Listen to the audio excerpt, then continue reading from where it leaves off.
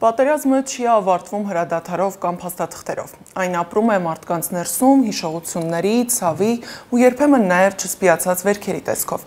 Բայց պատերազմը միայն կորուստների մասին չէ, այն նաև կենդանի հերոսների մասին է։ Նրանց, ովքեր անցել են ամենադժվար փորձությունների միջով, բայց վերադարձել են կյանք ապրելու, կիսվելու, հույս տալու եւ պարտությունը հաղթելու սեփական բանաձևը տալու։ Տաղավարում զրուցելու եմ 44-օրյա պատերազմի մասնակից Գոր Աթայանի հետ։ Բարև ձեզ։ Գոր, այսօր եթերում յուրաքանչյուրս խոսեց, ներկայացրեց, պատմեց իր սեպտեմբերի 27-ի մասին, ինչպես սկսվեց օրը ու ինչպես իմացանք պատերազմի մասին,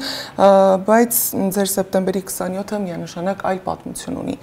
Որտեղ եք պատերազմի օրերին, ինչպես եք հիշում պատերազմի առաջին օրը։ Պատերազմի առաջին օրվանից, այսինքն սկսվեց ճաշարանում, նախաճաշում էինք, այնուհետև լսեցինք տարբեր պայթյունի ձայներ։ Դրանից հետո տվեցին տագնապ ազդանշանը, դուրս եկանք եւ ճաշանից անմիջապես մի քիչ հեռու գտնվում էր անօդաչու սարք։ Վազելով գնացինք դեպի զինանոց, զինանոցից վերացեցինք զինամթերք եւ զենք, այնուհետև դուրս եկանք եւ շարժվեցինք դեպի նստեցման շրջան։ Այնուհետև այնտեղից ուղևորվեցինք դեպի Քարվաճար։ Դուք որտեղ եք։ Քարվաճարում ենք։ Հենց Քարվաճարում եք ծառայել։ 02, չէ, ես Վարդենիցում եմ ծառայել, բայց քանի որ Քարվաճարում օգնություն էր անհրաժեշտ, ես հրետանավոր եմ եղել, միանգամից ուղևորվեցինք Քարվաճար։ Ժամկետային զինծառայում։ Ժամկետային զինծառայում։ Ասում են պատերազմի ժամանակ բոլորը դառնում են հարազատ։ Գուցե դա է նաև օգնում հաղթահարել այն փորձությունները, որը տեսնում ենք այդ օրերին։ Կա հիշողություն զինակից մարտական ընկերոջ մասին, որոնք երբեք չեք մոռանա։ Զինակից ընկերները շատ են, կարող եմ նշել, որ ամբողջ վաշտը դարձավ մեկ ընտանիք, կապ չունի ով երբ է զորակոչվել բանակ, կան մարդիկ 3-4 հոգի, որոնց հետ մինչ այժմ ես ընկերություն եմ անում, ավելի ճիշտ եղբայրություն եմ անում։ Պատերազմը ինքը շատ վատ է, բայց ինքը կարողանում է միավորել մարդկանց։ Որն էր այն պահը, որ ձեզ թվում էր, որ ուժերը սպառվել են, բայց շարունակելու ուժ գտաք։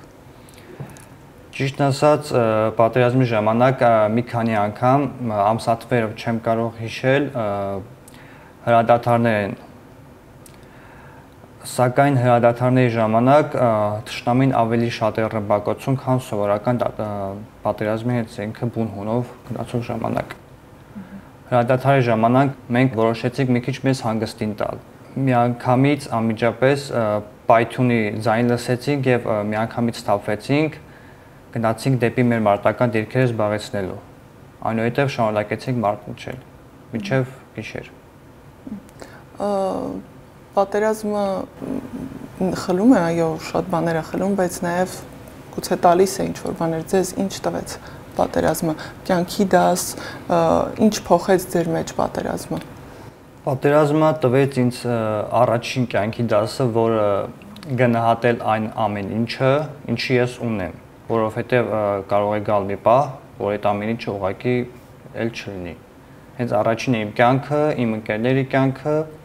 եւ տվեց հասուն կյանքի համար մտածելակերպ, որը մինչեւ այժմ ես օգտագործում եմ, շատ ինձ պետք է գալիս։ Պատերազմի ժամանակ որ պահին հասկացաք, որ մինչեւ պատերազմն ու պատերազմից հետո փոխվելու այլևս բաժանվելու են այդ ժամանակները։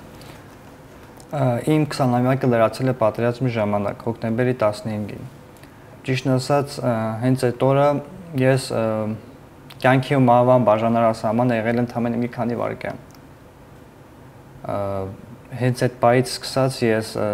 անկեղծ ասեմ նստած լացում էի, դե զգացմունքներս տեղի տվեցին, հետո հասկացա, որ այլ կյանքս առաջվանը չի լի ու ես իմ մեջ պետք է ամեն ինչ փոխեմ, ինչից դուրս չի գալիս։ Ու ապրեմ նենց, ոնց ես ուզում եմ,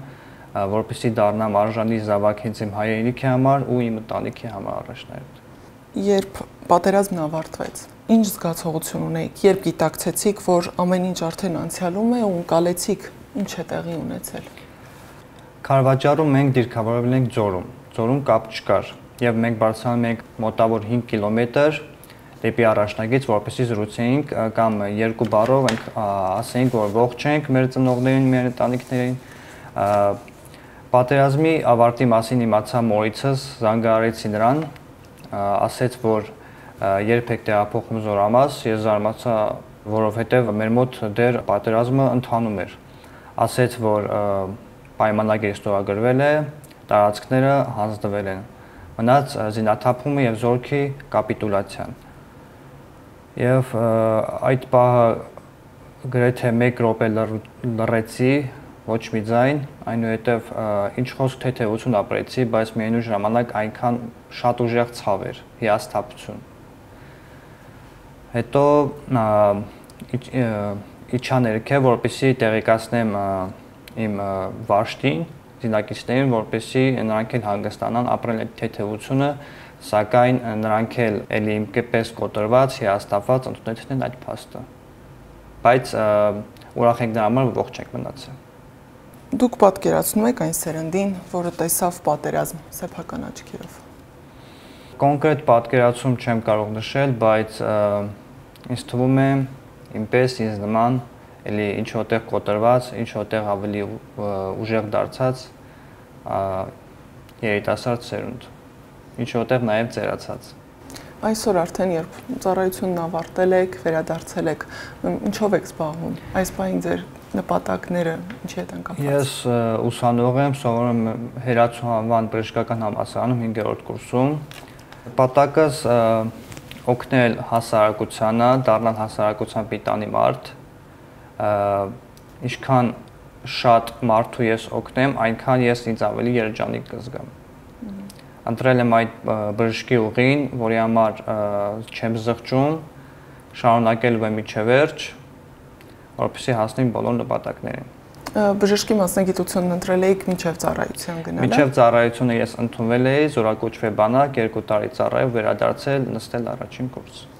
Իսկ երբ պատերազմի դաշտում տեսնում եք վիրավոր զինվորների ու նաև բժիշկներին, որոնք որ այդ զինվորներին օգնություն էին ցուցաբերում, ինչ որ մի պահ չեք երկմտել մասնագիտության ընտրության հարցում։ Հակառակ ավելի եմ համոզվել, բժիշկը կյանքի համար ամենապետքական մասնագիտությունն է։ Ինչպես եք պատկերացնում ձեր սերնդի առաքելությունը Հայաստանի ու Արցախի ապագայի համար։ Մտածել սեփական կյանքի մասին, մտածել հայրենիքի մասին, մտածել այն բաների մասին, որոնք ուժև եռանդ են տրամադրում, թեկուզ հոգեպես, մենտալ, ֆիզիկապես տարբերություն չկա։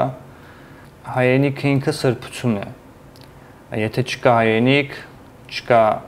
նորմալ տուն, ընտանիք, ճիշտ ասած խոսք կա, որ ասում են, որտեղ քո հարազատները, այնտեղ քո տունը, սակայն